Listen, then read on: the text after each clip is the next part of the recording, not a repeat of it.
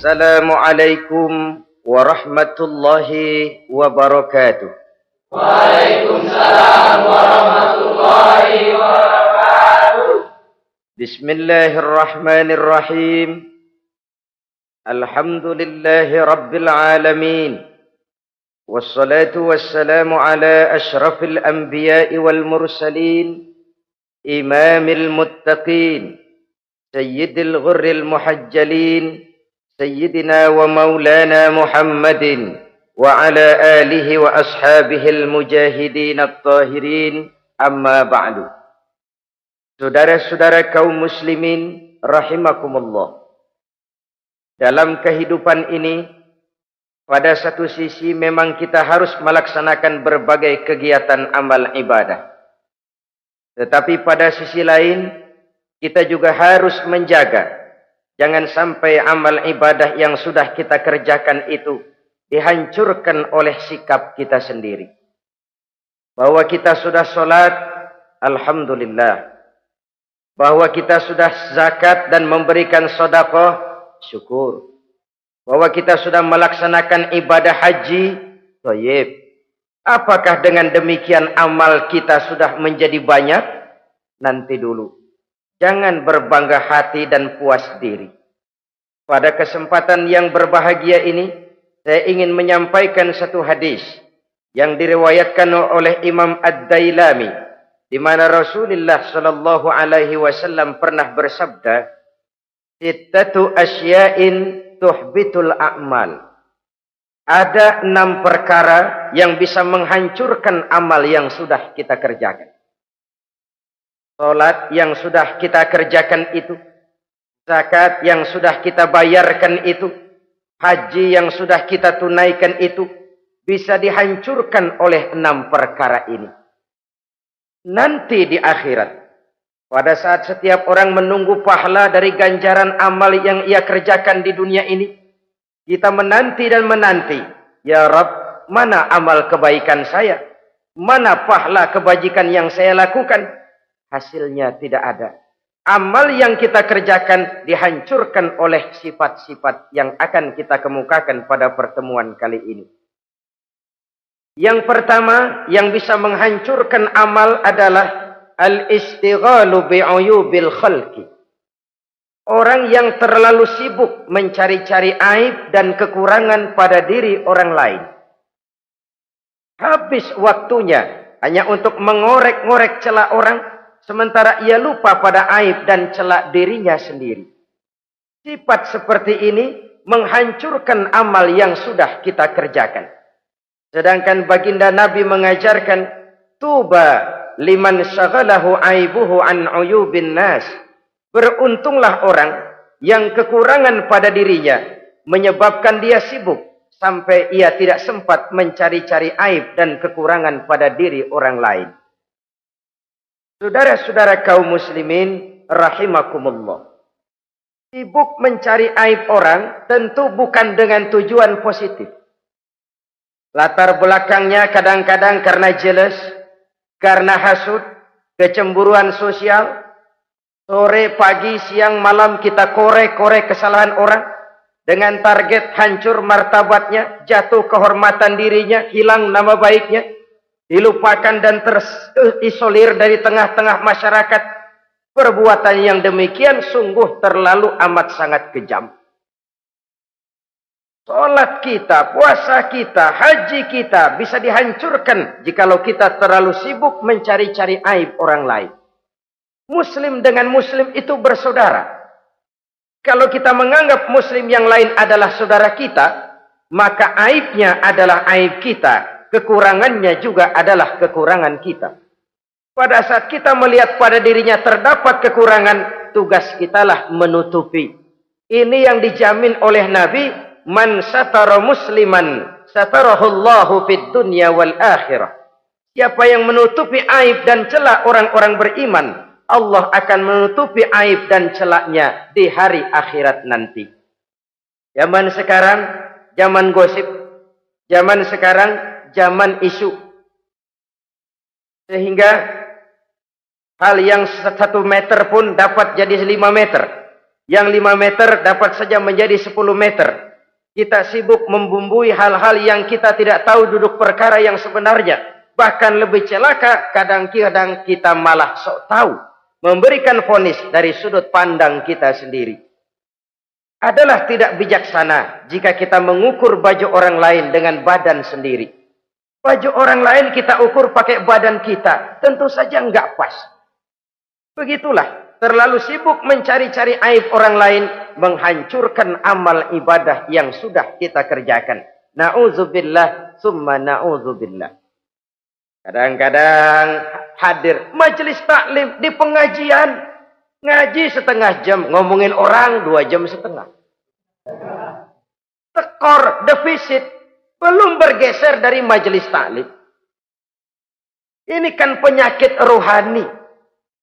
Di mana kedudukan kita antara sesama muslim bagaikan satu tubuh. Kalau yang satu sakit, yang lain ikut merasakan sakit. Yang satu terhina, yang lain ikut merasakan terhina. Jadi pada saat kita melihat aib orang lain, kita ceritakan di mana-mana, kita bongkar di mana-mana, tentu satu hal yang jelas, kita tidak senang kepada orang itu. Kita tidak senang kepada orang itu. Dan kalau sudah tidak senang, maka fungsi persaudaraan bisa berubah menjadi permusuhan. Oleh sebab itu, kalau ada 2 orang berselisih, boleh kita bohong untuk mendamaikan 2 orang tadi. Misalnya si A sama si B berantem nih, jengkel, marah-marahan. Saudara datang ke rumah si A. A, saya dengar kamu lagi marahan sama B. Iya itu si B, kurang ajar. Bangsat, bajingan, tengik. Pokoknya kalau ketemu, awas. Ah, saya kira sih enggak begitu. Ah, tadi saya ketemu B, dia bilang malah kangen sama sampean. Dia pengen ketemu. Ingat masa lalu zaman sebantal berdua, sebatang rokok berdua. Dia kangen pengen ketemu. Padahal si B enggak ngomong apa-apa sama saya. Saya olah sedemikian rupa sampai si A tenang. A tenang, saya datang ke rumah B. B, katanya kamu lagi marahan sama si A. Iya tuh A, unyuk monyet. Udahlah, pokoknya kalau ketemu dia saya hantam habis. Ah, barusan saya ketemu si A, dia bilang pengen ketemu ente. Pengen ngobrol kayak dulu, mengembalikan keharmonisan yang hilang, mengembalikan kehangatan persaudaraan yang lenyap. Si A tenang, si B adem. Kenapa? Karena bohong saya. Kesana saya ademin, kesini saya ademin. Jenis bohong seperti ini berpahala. Kenapa? Tujuannya mendamaikan orang yang sedang berselisih. Tapi kan orang bermental seperti ini jarang. Yang banyak kan tukang kompor sekarang. Kalau angetin sini, angetin murub deh. Datang sama A, lu marahan sama B. Iya, gue kesel banget sama B. Emang? Wow. Diemang-emangin. Oh, udah, pokoknya gue mah kalau jadi elo takut sama si B, gue buka celana, gue pakai rok deh. Si A panas. A panas, datang ke rumah B. Komporin lagi. Dua-duanya panas, koslet, terjadi perkelahian. Biang iblisnya tukang kompornya.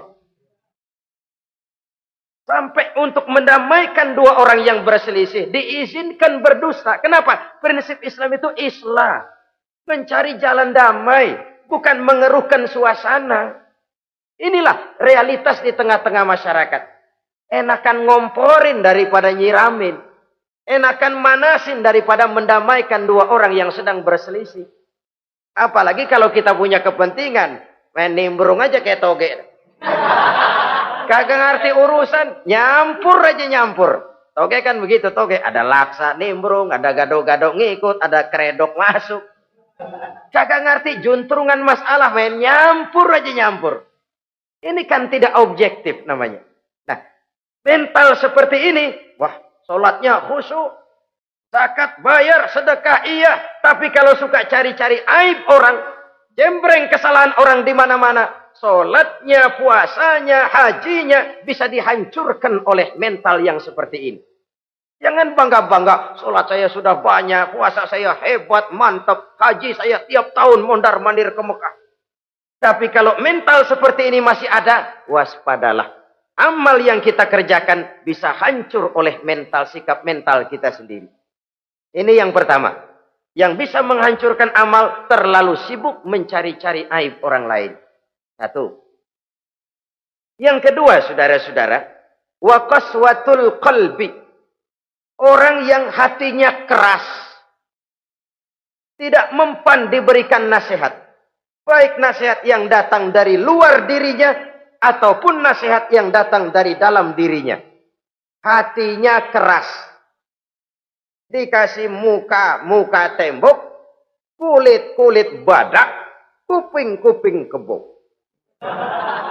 Makhluk apa namanya itu? Wallahu a'lam. Rai gedek. Pantas ya kalau kita lihat sejarah, Islam itu turun di semenanjung Arabia. Sebagai test case. Masyarakat Arab 14 abad yang lalu dikenal keras, kasar, brutal, primitif. Dari berbagai aspek kehidupan. Standar, kalau di tengah masyarakat yang begitu keras Islam berhasil, masyarakat lain lebih mudah masuk. Rasulullah diutus di Cianjur, lalu dakwahnya sukses, saya nggak kagum. Paling-paling datang Nabi ke Cianjur disambut dengan ramah. Enggak, Rasul. Ayo nama kumaha Rasul wae, ayo nama saja. Pasti aman, damai, tidak ada cerita perang. Tapi Masya Allah, turun di tengah satu struktur sosial yang keras, kasar, primitif. Menghadapi orang yang hatinya keras seperti ini. Apa prinsip kebijaksanaan yang dilaksanakan oleh Rasul dalam menerapkan syariat Islam? Pertama, at-tadrij fit tasyri'. Dalam melaksanakan syariat, prosesnya melalui tahapan. Contoh.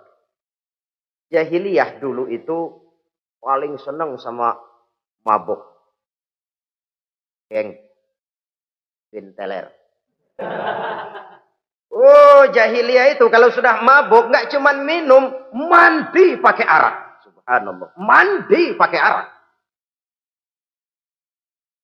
Menghadapi masyarakat yang seperti ini, apa strategi syariat Islam? Mula-mula ayat yang turun. Yas'alunaka 'anil khamri wal maisir qul fihima ismun kabirun wa manafi'un linnas. Mereka bertanya kepadamu hai Muhammad tentang arak. Katakan, arak itu ada manfaatnya tapi juga ada bahayanya. Bahayanya lebih besar daripada manfaatnya. Tidak diharamkan dulu, tidak. Cuman dikasih sen. Teler emang enak. Melayang ke langit. Cuman ada bahayanya.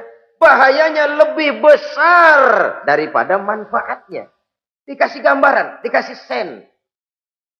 Tidak diharamkan mutlak dulu, tidak. Bertahap dikit dulu. Nih. Urusannya begini nih. Ada manfaatnya, tapi ada bahayanya. Bahayanya lebih besar daripada manfaatnya. Jak rasio berpikir. Setelah tahu bahayanya lebih besar, kan dikit-dikit mulain jauh. Mulain ngurangin, jaga jarak. Setelah ada jarak, turun peringatan kedua. La taqrabus salata wa antum sukara. Jangan dekati sholat kalau kamu lagi mabuk. Sholat sehari semalam 5 kali. Berarti 5 kali mereka harus jaga diri. Jangan sampai mabuk. Makin jauh. Setelah jauh sekali, kira-kira tidak goyah. Turun vonis. Innamal khamru wal maisir wal ansabu wal azlamu rijsun min amali syaitan fajtanibu la'allakum tuflihun. Arak itu najis, kotor, perbuatan setan. Jauhi. Pasti kamu akan beruntung. Baru timbul hukum haramnya. Orang udah nggak kaget. Kenapa? Pagi-pagi udah dikasih sen. Bahayanya lebih besar. Kalau sholat jangan, kalau mabuk jangan mendekati sholat. Makin jauh. Ini tahapan. Sama juga kita kan. Begitu jebrol lahirnya cuman susu ibu. Gedean dikit sang Ambon. Kan gitu. Gedean dikit pisang ulek. Gedean dikit nasi. Udah gede bener jengkol jejelin. Proses. Coba bayi begitu lahir kasih pisang batu. Teng-teng. Gak kuat. menerima? Belum waktunya. Ini proses yang dilaksanakan oleh strategi syariat Islam untuk mengobati penyakit qaswatul qalbi ini. Keras hati. Syariatnya bertahap. Tidak drastis. Tidak kalau sudah begitu ya mesti begitu. Tidak. Konsep kedua, taklilut takalif, menyedikitkan beban. Coba kita lihat, seluruh konsep agama, kalau kemampuan melaksanakan perintah berkurang, stressing perintahnya ikut turun. Angkat tuh beras 100 kilo. Enggak kuat pak, 30 kilo dulu deh. Ntar balik lagi, lama-lama juga habis. Ini konsep untuk mengobati qaswatul qalbi. Bertahap. Semua perintah agama itu begitu. La yukallifullahu nafsan illa wus'aha. Allah tidak memberikan beban kecuali sesuai dengan kemampuan yang dimiliki oleh seseorang. Kalau kemampuan melaksanakan perintah berkurang, stres perintahnya juga ikut menurun. Sholat wajib diri. Kalau mampu. Gak bisa pak sholat berdiri. Sholat dengan berbaring. Kalau mampu. Berbaring gak bisa pak. Pinggang kurap. Sholat pakai isyarat. Kalau mampu pakai isyarat tidak bisa. Dalam hati setiap kemampuan melaksanakan perintah berkurang, stres perintahnya juga menurun.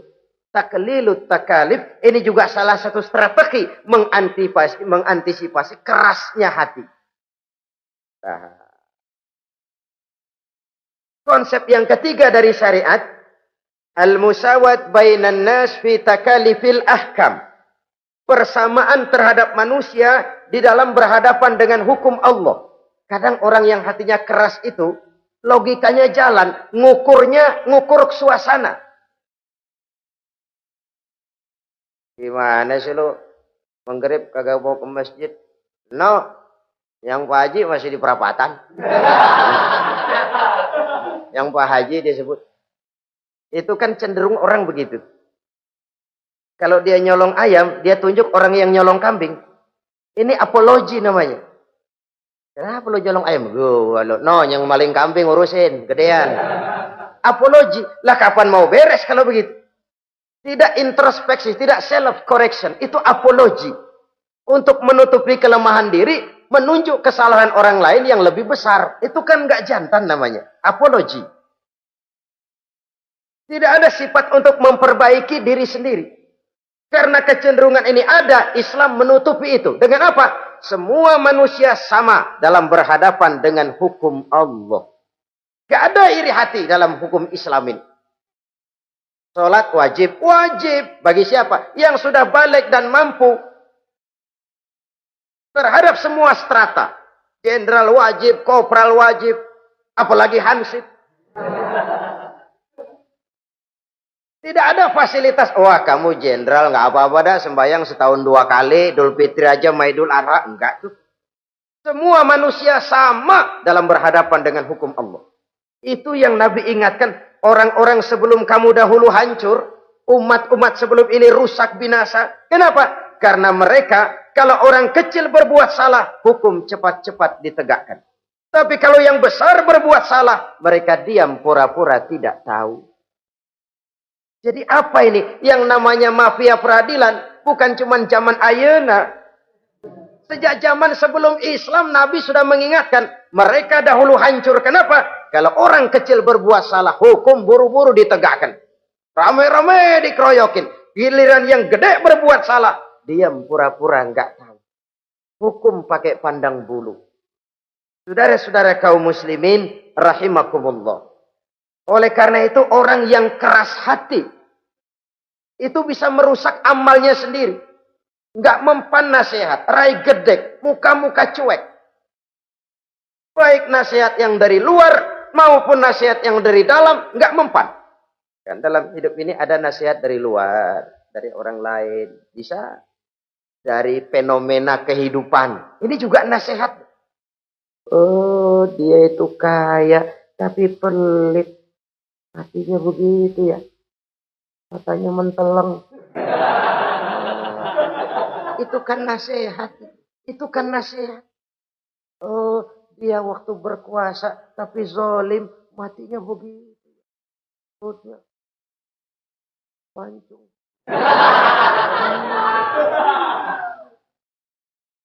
Fenomena kehidupan yang kita lihat, yang kita dengar, yang kita saksikan, itu semuanya bisa nasihat.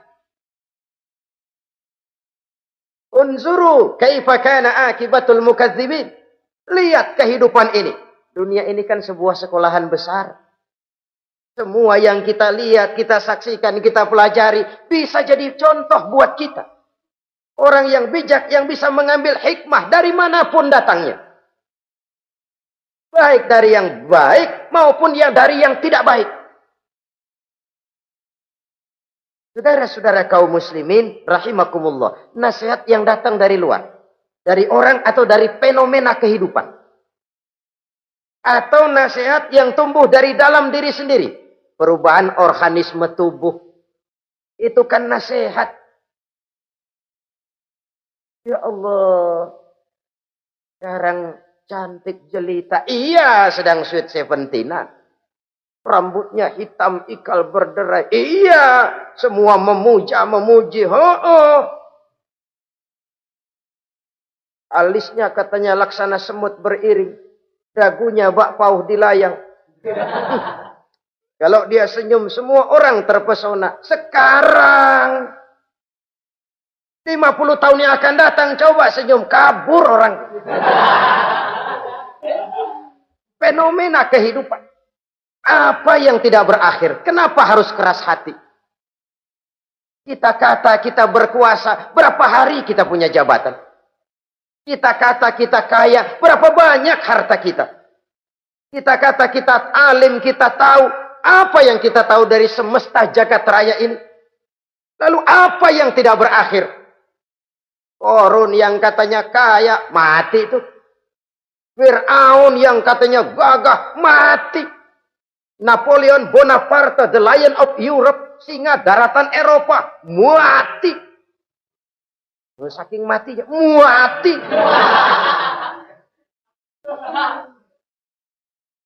Kenapa harus keras hati?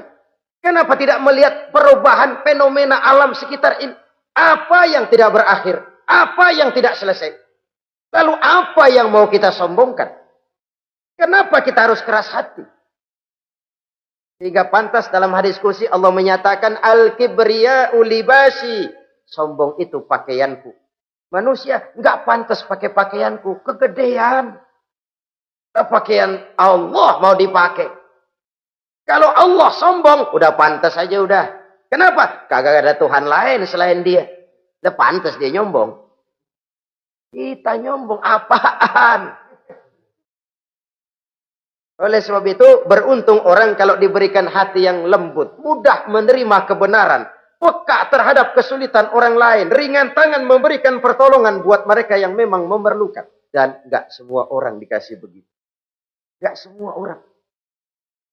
Lain ya, Umar bin Khattab sikapnya keras, tapi hatinya gampang menerima kebenaran. Nah, lain loh orang kayak begini. Keras sikap boleh keras, tapi hati mudah menerima kebenaran. Wah, kalau Umar kerasnya kan luar biasa. Tapi hatinya kok gampang menerima kebenaran. Ini hidayah. Coba lihat waktu berita Rasulullah meninggal dunia. Sampaikan oleh para sahabat, Umar jengkel. Cabut pedang. Siapa bilang Muhammad mati, saya tabas batang lehernya. Dia nggak siap menghadapi kenyataan. Emosinya yang jalan, bukan rasionya. Keras. Bilang deh, Muhammad meninggal. Saya tabas batang lehernya. Untung ada Sayyidina Abu Bakar. Beliau tidak bicara langsung, cuma pidato. Ayyuhan nas, man kana ya'budu Muhammadan fa inna Muhammadan qad mata. Wa man kana ya'budu Allah fa inna Allah hayyun la yamut. Hai manusia, siapa yang menyembah Muhammad, Muhammad sudah meninggal. Tapi siapa yang menyembah Allah, Allah maha hidup dan tidak akan pernah mati buat selama-lamanya. Sayyidina Umar tersentak. Subhanallah, saya salah. Bagaimanapun Muhammad hanya seorang manusia. saya cinta dia, saya suka dia, nyawa saya pertaruhkan untuk dia. Tapi dia manusia dan saya tidak menyembah Muhammad. Ia sadar akan kekeliruannya, berlinang air matanya. Keras sikapnya, tapi lembut hatinya. Nah, yang kayak begini, bagus. Ini udah sikap keras, hati keras, yaitu tadi.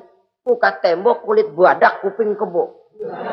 Diapain aja udah nggak mempan aja udah. Susah yang kayak begini. Saudara-saudara, ma'asyiral muslimin rahimakumullah. Jadi yang kedua yang bisa menghancurkan amal kita, orang yang hatinya keras. Wah.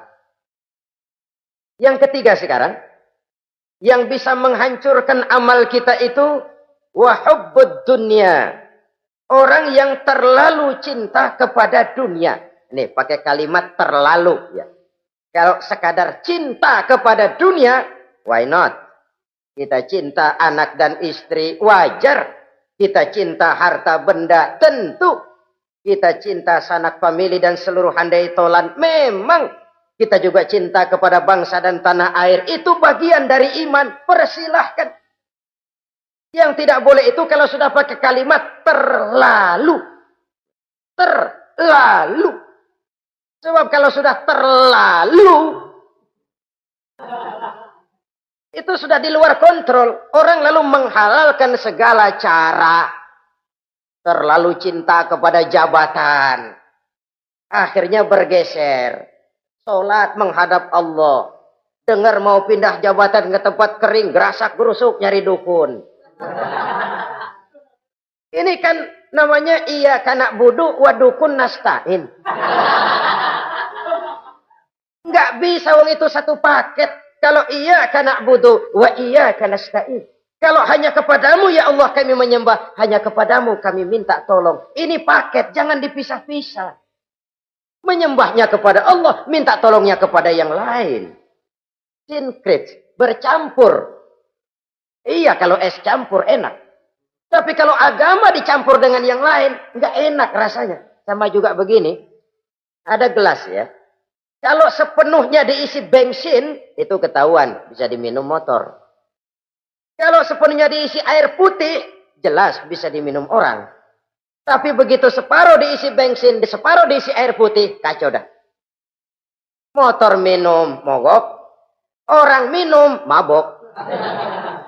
Dijual juga nggak laku. Kenapa? Sinkret. Maka Allah pesan, wala talbisul haqqa bil batil. Jangan kau campur aduk yang hak dengan yang batil.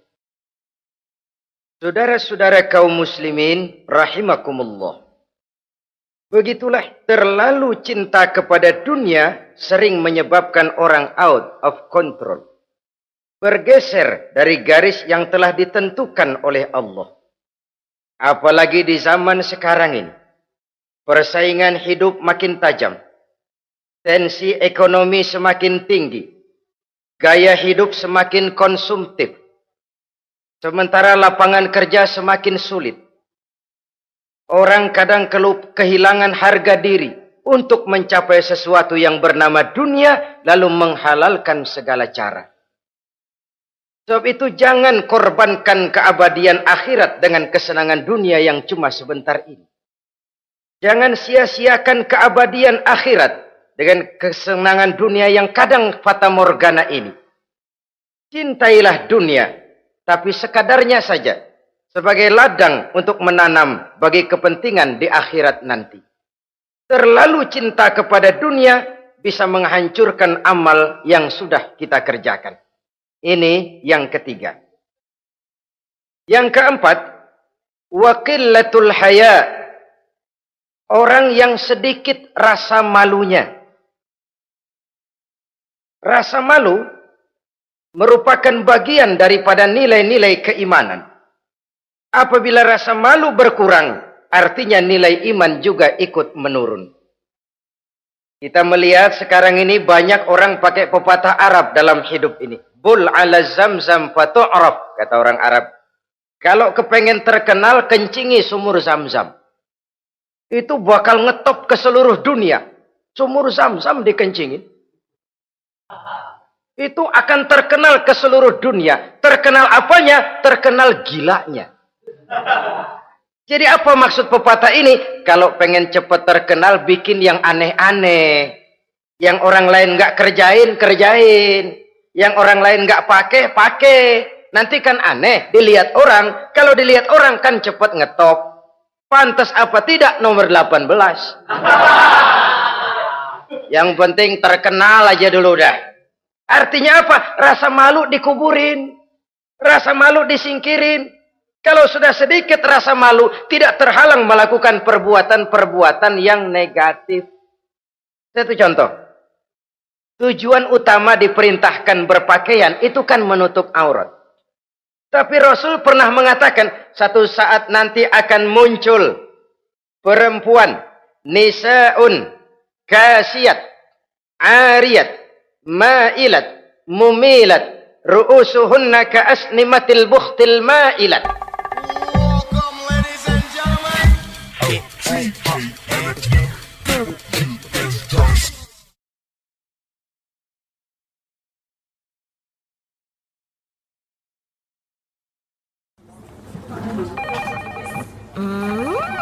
What is it? Ooh, a new chocolate product by the Integral CJ's Management. What chocolate? No, my girl. It's a new CJ's brand. Kepalanya ditata begitu rupa persis kayak punggung onta. Itu rambut lagu apa tahu deh. Ini kan fenomena berpakaian tapi telanjang. Kenapa? Yang dikejar mode, yang dikejar merek. Kiblatnya Paris, London, Roma. Imamnya siapa? Pierre Cardin, Christian Dior, Escada, Etienne Egner. Merek yang dikejar, mode yang dikejar, aurat pontang-panting. Ditambah oleh tayangan-tayangan berbagai iklan yang merangsang anak-anak kita untuk hidup konsumtif. Iyo. Cocok iya jeng urang yo. Terangsang dia untuk konsumtif. Dihadapkan kepada kenyataan. Suasana ekonomi enggak menunjang. Orang tua lemah ekonominya. Dia lihat sekelilingnya, ternyata yang lain juga begitu. Banyak teman senasib, kumpul. Disingkirkan rasa malu. Akhirnya tukang bajai ditodong. Qillatul haya, sedikit rasa malu. Kalau sedikit rasa malu, dia tidak terhalang lagi melakukan perbuatan-perbuatan yang negatif. Dan itu berarti menghancurkan amal-amal yang lain. Sebab itu budaya malu ini sangat penting. Coba kalau dia hinggap di hati seorang pejabat. Pejabat yang punya rasa malu, Masya Allah, membawa manfaat yang besar buat rakyatnya. Contoh saja ya, di Jepang itu ada Perdana Menteri Hosokawa, saudara-saudara dengar. Baru 8 bulan jadi Perdana Menteri. Dia dijuluki Mr. Clean, Mr. Bersih. Diisukan terlibat skandal, cuma 4-6 miliar rupiah. Itu pun buat kampanye kemenangan partainya. Diisukan begitu rupa, malu Hosokawan. Malu mengundurkan diri, baru 8 bulan jadi Perdana Menteri. Mundur, malu. Padahal Hosokawa nggak kenal ketuhanan yang Maha Esa. Nggak kenal. Tapi budaya malunya luar biasa. Nah kalau sudah pejabat nggak punya malu. Habis. Kan sekarang umpamanya nih. Ada impres desa tertinggal. Disunatin. Sampai marah betul itu Bapak. Para pimpinan negara kita itu. Tidak ada maaf bagi pejabat yang nyunatin IDT. Kenapa? Kan tipis rasa malu. Turun dari atas sunatin. Turun ke bawah sunatin. Turun ke bawah sunatin lagi. Nyampe bawah tetelan doang dikit banget. Kebanyakan tukang sunat. Saudara-saudara. Budaya malu yang nipis. Orang kaya kalau punya budaya malu. Bawa rahmat bagi lingkungannya. Ulama kalau punya rasa malu. Nggak jual ayat menghalalkan yang haram, mengharamkan yang halal. Bagaimana Kiai? Haram! Karena belum dapat bagian. Begitu dapat jatah, haram dikit dah. Kiamat umat kalau sudah kayak begini. Budaya malu di segala strata sekarang ini menipis. Dan itu tentu berangkat dari kualitas keimanan. Ini yang perlu dipompa ke permukaan. Dan dilematis memang sering terjadi. Satu contoh, pada satu sisi kita menggalakkan proyek pariwisata. It's okay, kita perlu devisa. Tapi pada sisi lain kita harus menjaga nilai-nilai luhur dari budaya bangsa kita. Jangan sampai kemasukan wisata mancanegara, lalu budaya mereka yang tidak sesuai juga ikut kita serap. Bule masuk ke Indonesia, pakaian seenaknya, dia mau udah pantas aja udah. Perempuan ayab-ayaban ke pasar pakai kutang doang, bule pantas aja. Bocah kita ayab-ayaban ke pasar pakai kaos kutang, perempuan mana panok melulu.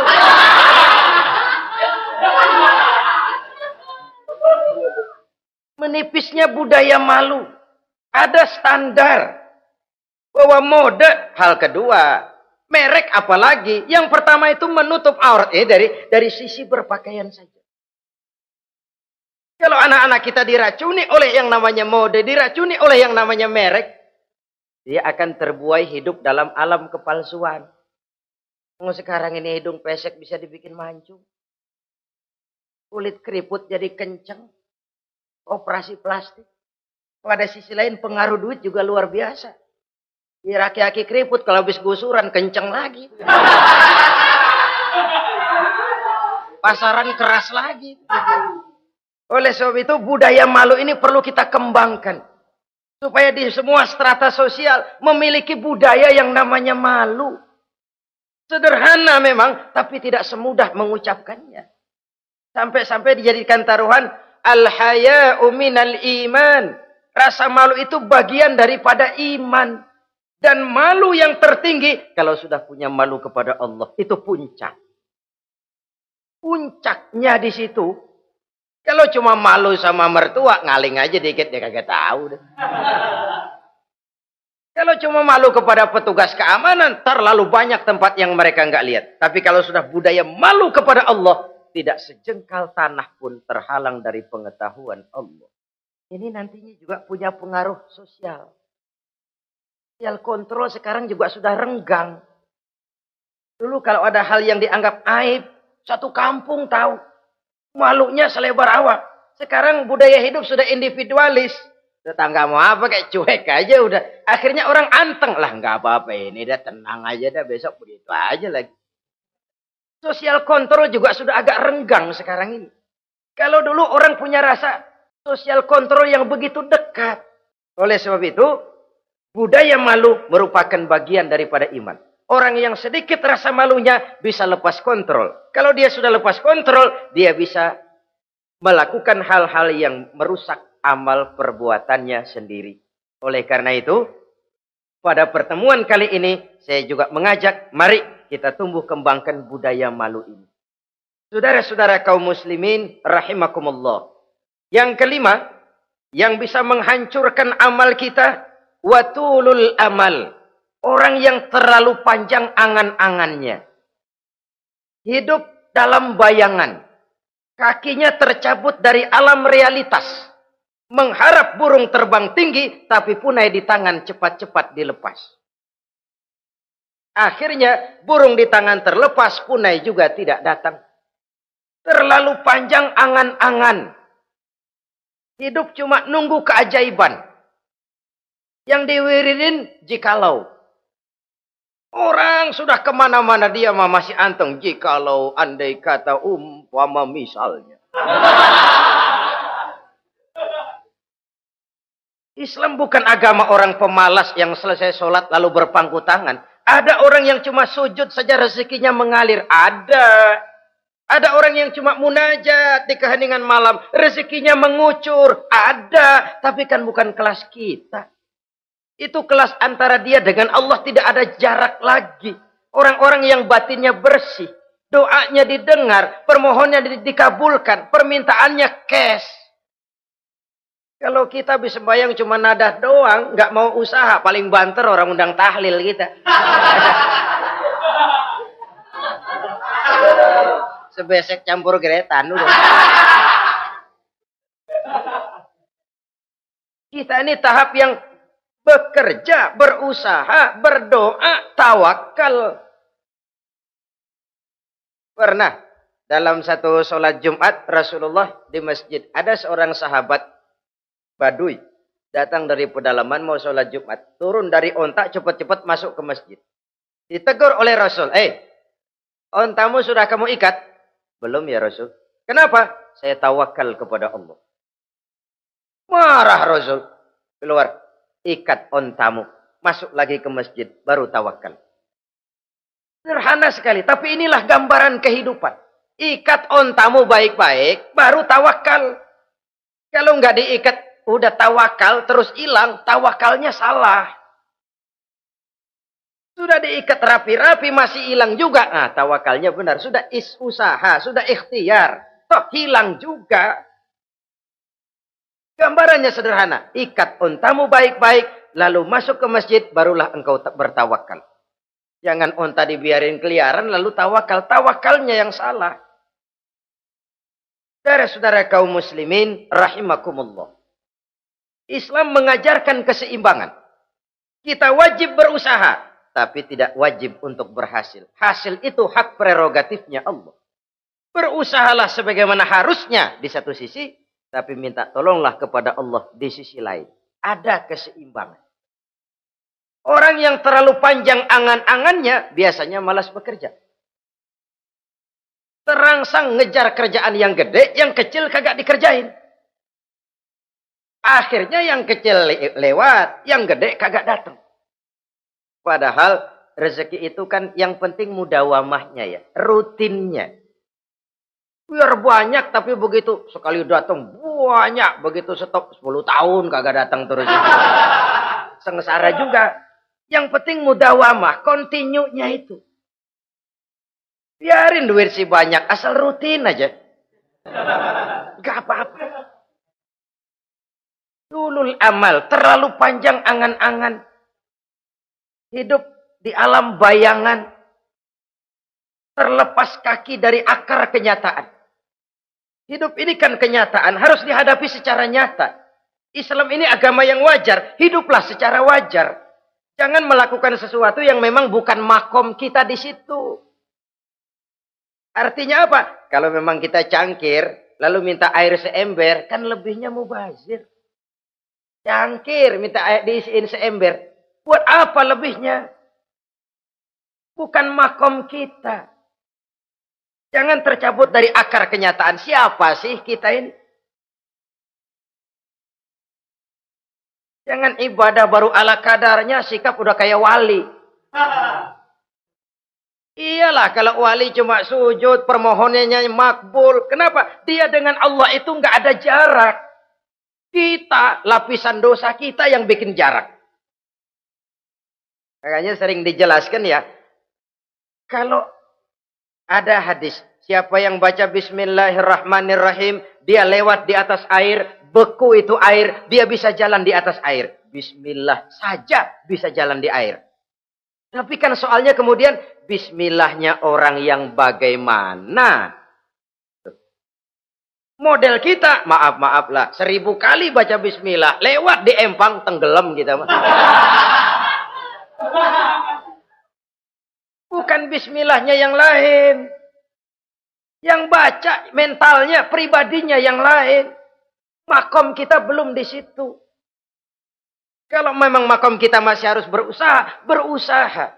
Bahwa nanti Allah berikan rizki lewat jalan yang tidak kita sangka-sangka, itu sih urusan Allah. Itu sih haknya Allah. Tapi urusan kita harus berusaha sebagaimana harusnya kita berusaha. Ya, emang jodoh dari Tuhan, apanya pakai nyari, dan ntar juga aja datang. Datang cuma nenek-nenek kali.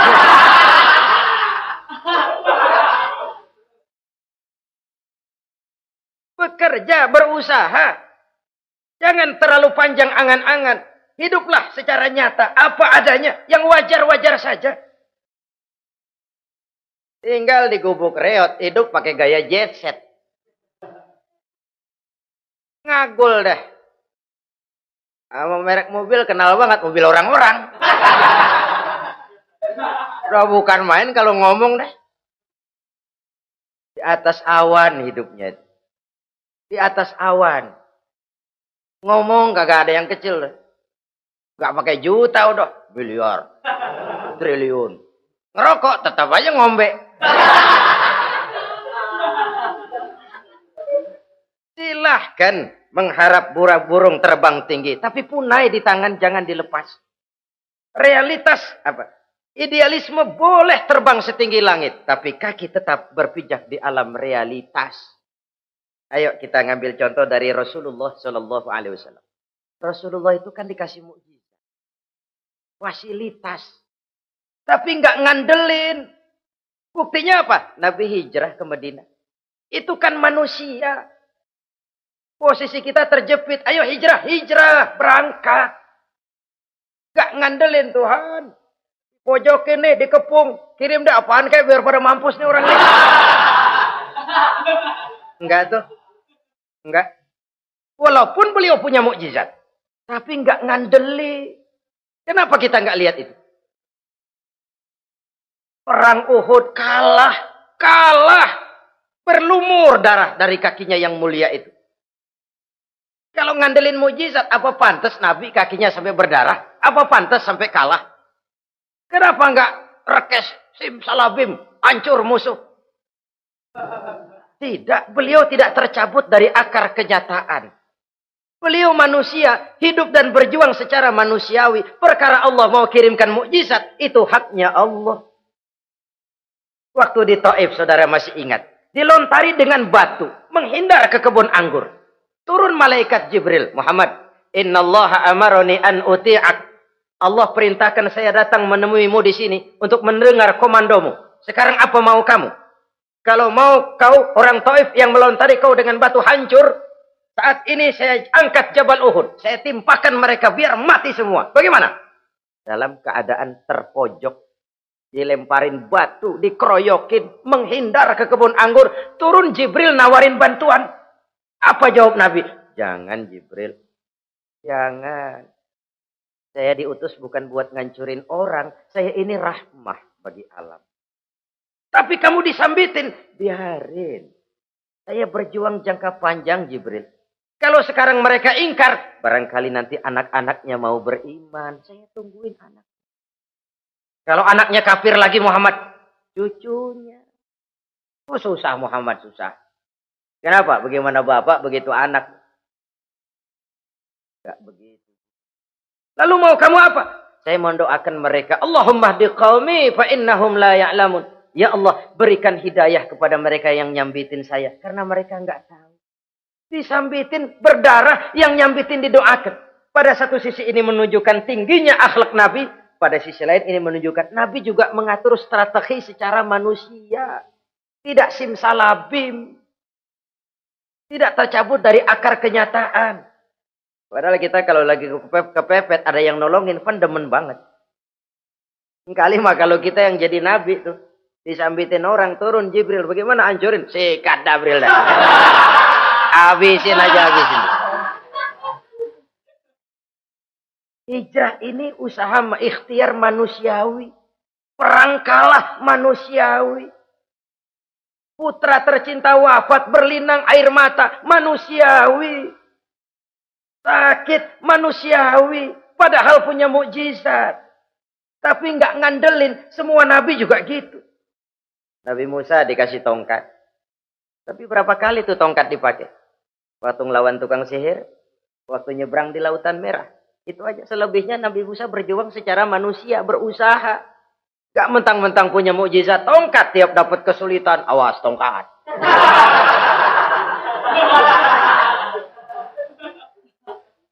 Utuh manusiawi. Ini Rasul. Kenapa kita nggak lihat itu? Kenapa kita lalu tercabut dari akar kenyataan dan hidup dalam khayalan? Sampai-sampai di satu anekdot yang menyentuh. Sekarang ini akibat tayangan-tayangan televisi begitu rupa. Ada seorang bapak ditanya sama anaknya. Pak, Tuhan sama Batman kuatan mana sih? Logikanya sudah dipenuhi oleh gambaran Batman.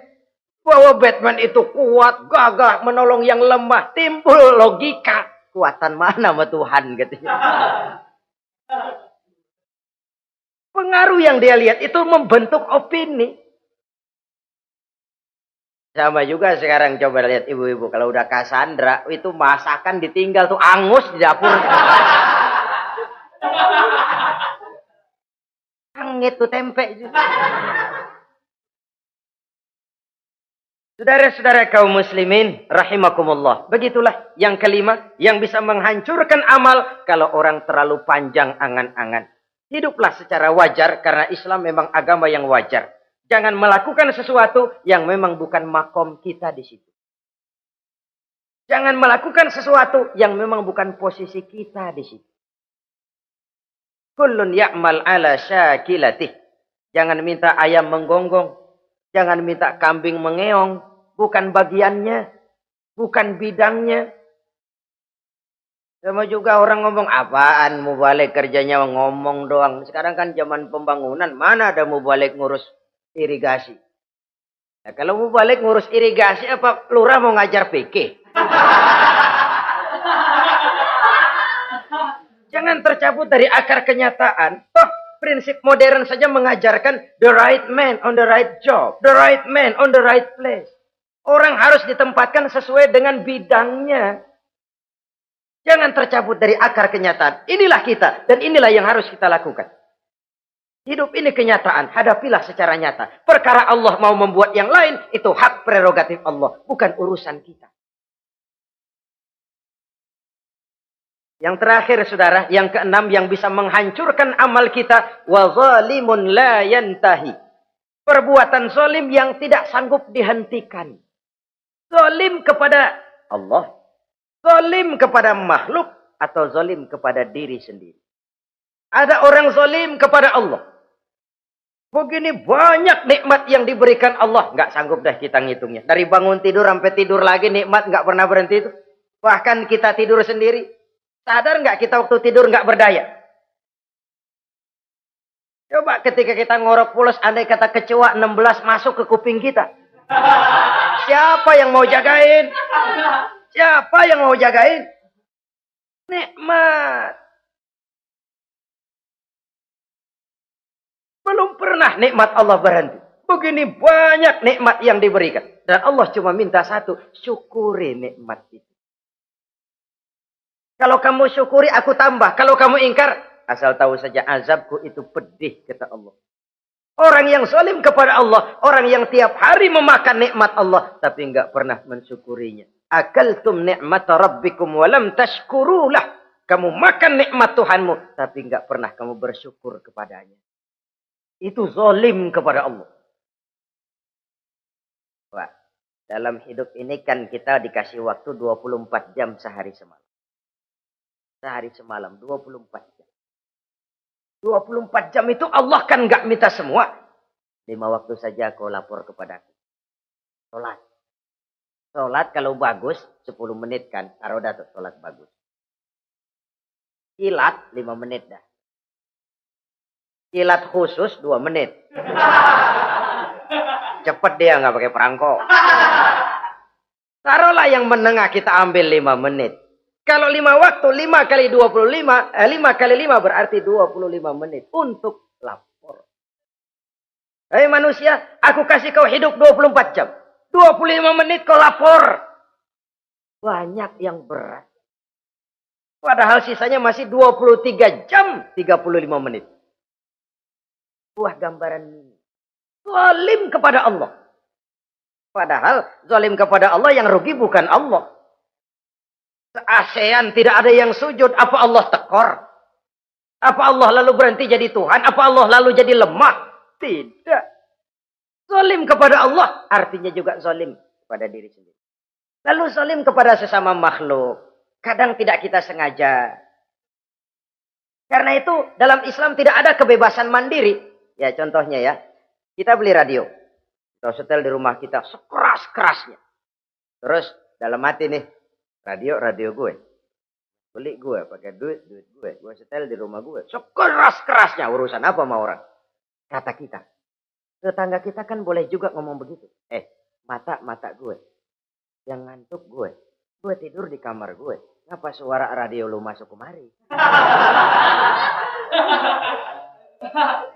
Ini kebebasan saya nyetel radio dibatasi oleh kebebasan tetangga saya yang mau tidur.